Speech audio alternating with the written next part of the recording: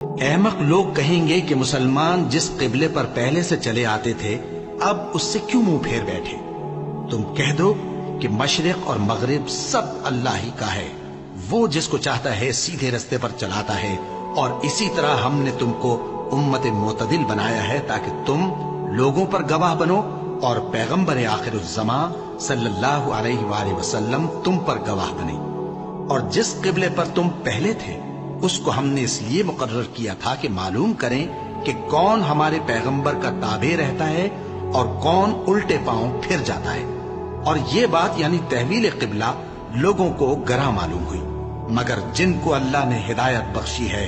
وہ اسے گراں نہیں سمجھتے، اور اللہ ایسا نہیں کہ تمہارے ایمان کو یوں ہی ضائع کر دے۔ اللہ تو لوگوں پر بڑا مہربان ہے، صاحب رحمت ہے۔ اے پیغمبر صلی اللہ علیہ وآلہ وسلم، ہم تمہارا آسمان کی طرف منہ اٹھانا دیکھ رہے ہیں، سو ہم تم کو اسی قبلے کی طرف جس کو تم پسند کرتے ہو منہ کرنے کا حکم دیں گے۔ تو اپنا منہ مسجد حرام یعنی خانہ کعبہ کی طرف پھیر لو، اور تم لوگ جہاں ہوا کرو نماز پڑھنے کے وقت اسی مسجد کی طرف منہ کر لیا کرو۔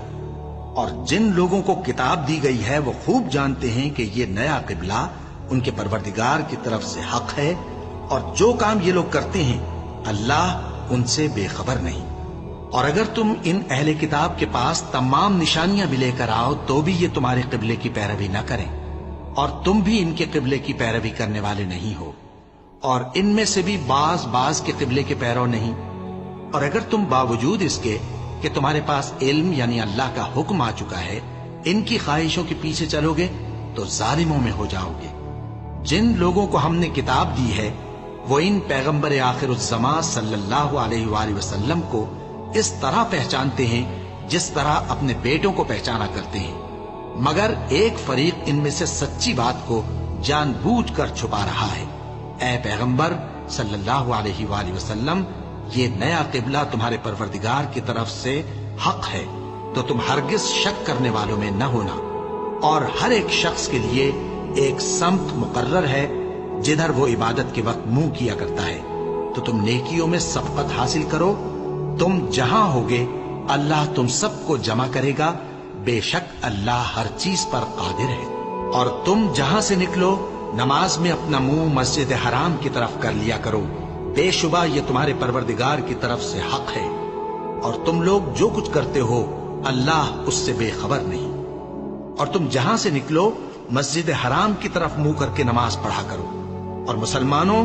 تم جہاں ہوا کرو اسی مسجد کی طرف رخ کیا کرو۔ یہ تاکید اس لیے کی گئی ہے کہ لوگ تم کو کسی طرح کا الزام نہ دے سکیں، مگر ان میں سے جو ظالم ہیں وہ الزام دیں تو دیں، سو ان سے مت ڈرنا اور مجھی سے ڈرتے رہنا، اور یہ بھی مقصود ہے کہ میں تم کو اپنی تمام نعمتیں بخشوں، اور یہ بھی کہ تم راہ راست پر چلو۔